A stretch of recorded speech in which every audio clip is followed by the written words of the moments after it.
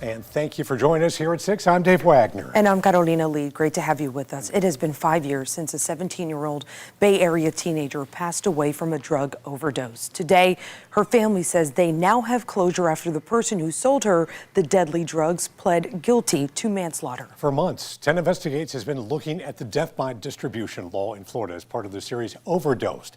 It allows prosecutors to charge somebody with murder if the drugs they dealt caused death. And 10 Investigates' Jennifer Titus tells us why prosecutors say this case is just one example of what's to come as opioid deaths continue to rise.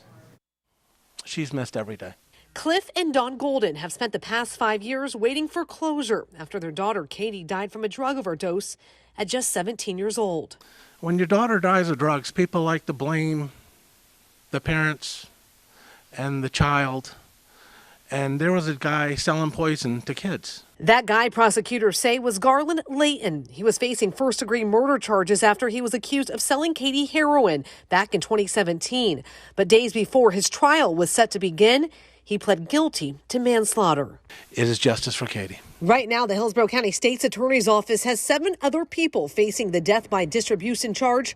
Back in April, Crystal Post, who was facing a first-degree murder charge, also pled guilty to manslaughter. This was our first opioid prosecution in this jurisdiction in many, many years, and the first to involve a teenager. The death by distribution law is something not many attorneys have taken to court.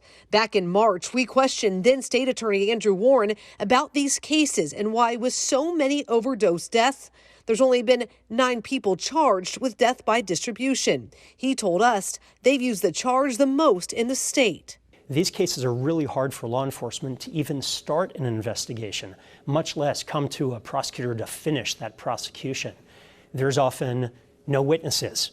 People are using drugs and they die often by themselves.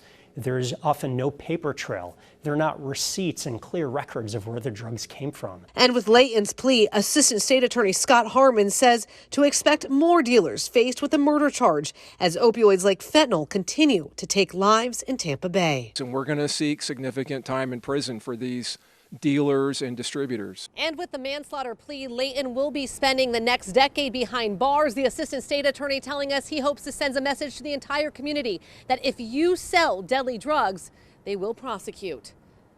Jennifer Titus, 10 Investigates.